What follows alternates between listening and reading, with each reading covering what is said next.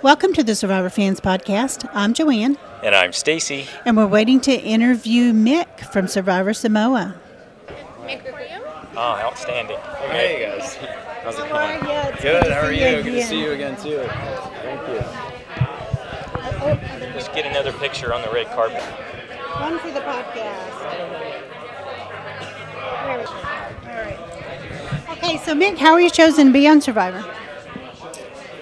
Well, honestly, I was recruited. So I was out with a friend, having some dinner and drink, and I was approached by somebody that was on it. And they basically said, after I met them, they said, we have been looking for like a young physician to be on this for like a few years. And, you know, the girl that found me was like really excited. So she got me interested, got me involved in it, and it just kind of went. She hooked you just like that, huh? You know, I was pretty skeptical at first, I'll be honest. Everything that she asked me, I kind of gave her some sarcastic, basically, lie. And yeah, we saw some of that. When she showed me her card, I was like, oh, this is actually legit. So I had to be like, okay, here's my real story. And she was like, perfect. So that's how it went. So were you a fan of the show? I was, yeah. I mean, you got to consider I've been in medical school for 4 years, residency for almost 4 years at the time. So it's hard to watch a lot of TV at that time. But I mean, times I didn't switch through it. Like, if I'd hit onto it, I'd watch it. It's always been an amazing show. And go ahead, sorry. During that final tribal council, you looked really nervous. Did you think that Russell was going to vote you out? I thought there was a possibility, yeah. You know, you get to that point and you can't help but be paranoid. So it definitely plays on you. But, you know, at the end, I just thought, this doesn't make any sense. You know, you start dealing with these ideas and what do you think is may or may not happen. But at the end of the day, I was like, this is what makes sense, is not to take Brett to the jury. I mean, the guy they would have just written the check right there, end game. So what did you do to prepare yourself, and how much time did you have after they approached you? I had a few weeks. You know, I hit the gym like crazy. I ran a ton.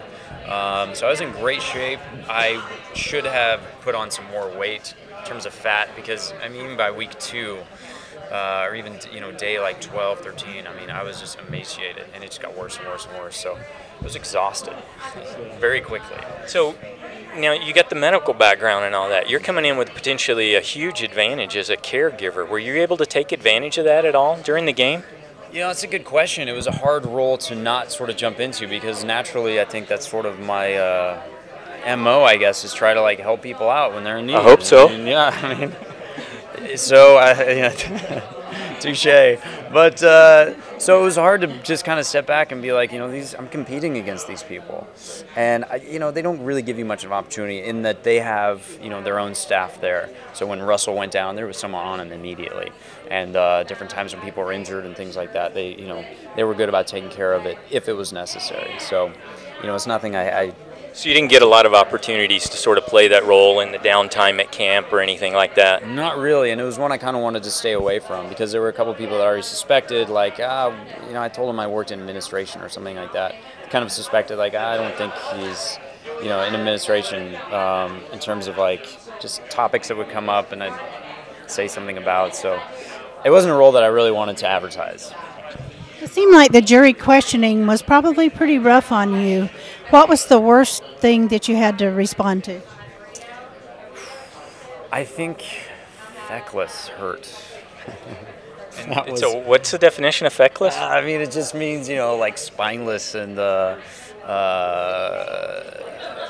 know, I don't want to say impotent, but it's something along those lines. So that was tough, man. I got to admit, that was hard. I walked away from that just like, it was hard to hold together, you know. That was a beatdown, huh? It was really, really tough. And obviously they don't show everything that went on in terms of, like, you know, editing and such. But what did we not get to see? I think it was just more of the same. It was just a lot more of the same stuff. It's just drawn out a lot longer. So it was everybody was attacking you the whole time? Yeah. Did you get any support? I mean, here and there, you know, some people are like, you know, you're a nice guy. You're nice to people, treated people well and with respect and such. But most of it, I think there's a lot of sour grapes there. People want to be where you're sitting. And so a lot of it's venting. You know, I think there's a lot of angry people. But, you know, you got to take some of it to heart and hopefully, you know, learn from what people are telling you. And turn the volume down on it a little bit. But, you can learn some stuff. So is there anything you wish had been shown about you on the show that didn't get aired? Yeah, I mean, I'm a little more lighthearted than what was shown. I always had this, serious look where, lasers are almost coming out of my eyes. And, I'm a lot more lighthearted than that. I don't take myself nearly that seriously. But, I think I just kind of got into a mindset that was just, very focused and wanting to stick to what I had in mind and keep emotion out of it, not joke around. I had more fun than what it actually showed. How did you cope with the paranoia that kept kicking in? How did you get that back under control? That was hard because basically your mind will take a certain amount of information, a sentence here or an action there, and it'll start to roll. And all of a sudden, somebody brings fire to the camp that normally doesn't, and you're like, I'm going home next. And it's like, wait, how did my mind get from that, a simple gesture like that, to this paranoia about everyone's against me now? So you really have to have some self-awareness and just kind of stop yourself and get your emotions in check, I think, and just say, look, these are the facts. This is what really happened. Does that mean I'm going to go home? Probably not. So what did you see on TV that surprised you when you saw it?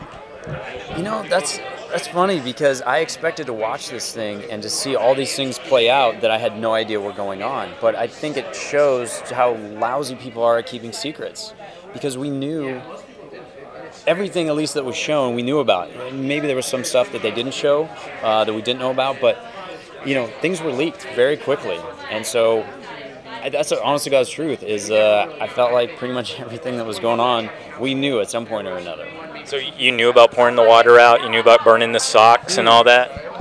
In terms of that stuff, no, you're right. I thought you were talking about in terms of strategy and everything and different plans, but no. Anything's fair game. Yeah, no, you're right. The water and the burning clothing and stuff like that, I didn't know anything about that.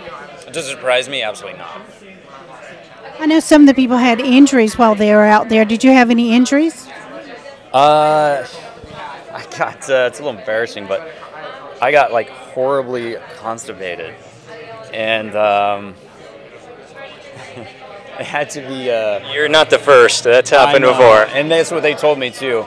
I had to be kind of manually disimpacted. Evacuated without leaving the game? Yes. Yeah. So that was that was hard. Okay, thanks for being honest about that. Yeah, absolutely. Okay. Good. How are you? So what was your most memorable moment on the game? Oh, jeez. I think seeing the shock on everybody's face when Kelly was voted out by that idol.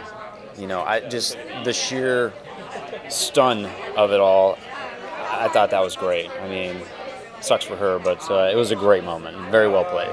It was great for us too. Yeah. We quite enjoyed it. Yeah. No offense to Kelly. Yeah, I mean, it's nothing personal. It could have been anybody. It could have been me for even. I would have still said that was a great moment. So Mick, what's next for you? You know what? Back to work. Kind of business as usual. You take the things that you learn from this and, alter some things in your life. But ultimately, I've spent 10 years getting to where I am. Am I going to leave medicine and try to pursue acting? I don't think so. Good for you. There's a lot of people in our fantasy league that chose you before the game began to win. I'm sorry, guys. So, is there anything else that you'd like your fans to know about you? Oh man. Anything else? I don't know. I think, like I said, I have a little bit better sense of humor and probably a lot more fun, a little more personality than what they showed on there. So, like I said, I got a little bored watching me sometimes, for sure. So, I don't want people to think I'm that much of a stick in the wound. And ladies, he's even more attractive in person. Well, thank you. That's what I want them to know. There you go. Thank you so much for sharing your thoughts with us. Great meeting you. Very nice meeting you guys. Same here. Okay. Thank you. Okay, bye-bye.